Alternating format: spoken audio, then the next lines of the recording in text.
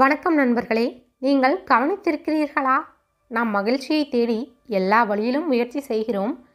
பணம் சம்பாதிக்கிறோம், உறவுகளை மேம்படுத்துகிறோம், புதிய விஷயங்களை கற்கிறோம். ஆனால் ஏதோ ஒரு விஷயம் எப்போதும் நம்மை உள்ளிருந்து தடுத்து நிறுத்துகிறது. அது வெளிப்புற சூழல் அல்ல, அது நம் உள்ளேயே இருக்கும் பயம்தான். அது நம்மை சின்ன சின்ன விஷயங்களுக்கே பதட்டப்பட வைக்கிறது. சில நேரங்களில் நம் கனவுகளை துறக்கவும் வைக்கிறது. இந்த பயங்கள் மெதுவாக நம் மன அமைதியையும் மகிழ்ச்சியையும் திருடிவிடுகின்றன.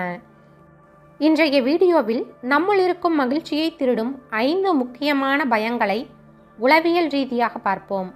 அதையும் நாம் எப்படி வெல்லலாம் என்பதையும் அறிந்து கொள்ளலாம். மகிழ்ச்சியை திருடும் 5 பயங்கள். மறுப்பின் பயம். நம்மை அனைவரும் ஏற்றுக்கொள்ள வேண்டும், நேசிக்கப்பட வேண்டும் என்பதையே விரும்புகிறோம். ஆனால் அந்த எதிர்பார்ப்பு நம்மை மற்றவர்களின் ஒப்புதலுக்கே அடிமையாக்குகிறது. அவர் என்ன நினைப்பார்? என் கருத்தை யாரும் ஏற்கவில்லை என்றால் நான் தோற்றுவிட்டேன் என்று நினைப்பார்களோ? இப்படிப்பட்ட எண்ணங்கள் நம்மை சிந்தனை ரீதியாக தடுக்கின்றன. உளவியல் ரீதியாக மறுப்பின் பயம் குழந்தை பருவத்திலேயே உருவாகிறது.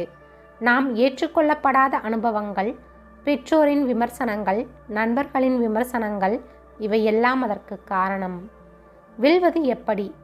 ஒவ்வொருவரும் உங்களை ஏற்க முடியாது என்பதை ஏற்றுக்கொள்ளுங்கள். உங்கள் மதிப்பு பிறர் கருத்தால் தீர்மானிக்கப்படாது. உங்களை நீங்கள் ஏற்றுக்கொள்வதே மிகப்பெரிய ஆற்றல். 2. தோல்வியின் பயம். பல கனவுகள் முயற்சி செய்யாமலேயே முடிந்து விடுகின்றன. ஏனெனில் மனதிலேயே நாம் தோல்வியடைந்தால் என்னவாகும் என்று பயப்படுகிறோம். என்னால் முடியாது, முடிந்தாலும் மற்றவர்கள் சிரிப்பார்களோ? தோல்வியால் நான் மோசமானவன் என நினைப்பார்களோ? இந்த பயம் நம் திறமையை வெளிக்கொணரவே விடாது. உளவியல் உண்மை, தோல்வியை அவமானம் என்று நினைப்பதுதான் நம் மூளை பயப்படுவதற்கு காரணம். ஆனால் வெற்றியடைந்த அனைவரும் தோல்வியைத்தான் அடித்தளமாக வைத்திருந்தார்கள். வெல்வது எப்படி? தோல்வியை ஒரு பாடமாக பாருங்கள், முடிவாக அல்ல. நீங்கள் முயற்சி செய்தால்தானே வெற்றியின் முதல் அடியை எடுத்து வைக்க முடியும். முயற்சி இல்லாத வாழ்க்கைதான் உண்மையான தோல்வி. 3. எதிர்காலத்தின் பயம். நாளை என்ன ஆகும்? இது நடந்தால் என்ன செய்வேன்? இப்படி தொடர்ந்து சிந்திக்கிறோம். ஆனால் உண்மையில் எதிர்காலம் என்பது நம் கட்டுப்பாட்டில் இல்லை. உளவியல் ரீதியாக மூளை பாதுகாப்பை விரும்புகிறது.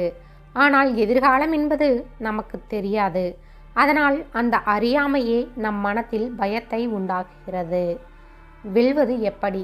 நீங்கள் கட்டுப்படுத்த முடியாததை விட்டுவிட கற்றுக்கொள்ளுங்கள். நிகழ்காலத்தில் வாழ கற்றுக்கொள்ளுங்கள். நாளைய பயத்தால் இன்றைய மகிழ்ச்சியை பறிக்காதீர்கள். 4. பிறர் மதிப்பீட்டின் பயம். நாம் எதையும் செய்வதற்கு முன் யோசிக்கிறோம்.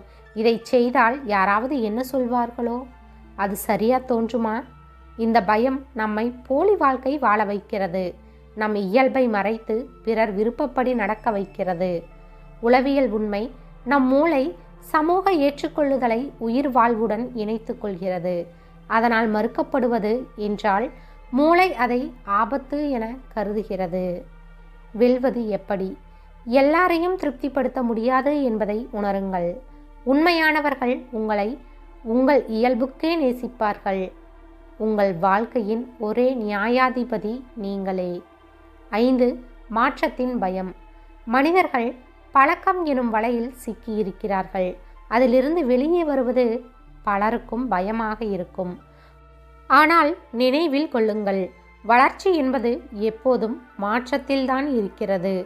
உளவியல் ரீதியாக மூளை அந்த விஷயங்களை பாதுகாப்பானதாக கருதுகிறது. அதனால் புதிய விஷயங்களை செய்யும் போது பயம் தோன்றுகிறது. வெல்வது எப்படி? சிறிய மாற்றங்களிலிருந்து தொடங்குங்கள். மாற்றம் என்பது சவாலாக இல்லை, வாய்ப்பாக பார்க்க கற்றுக்கொள்ளுங்கள். உங்கள் வாழ்க்கையில் மாற்றம் இல்லை என்றால் வளர்ச்சி இல்லை.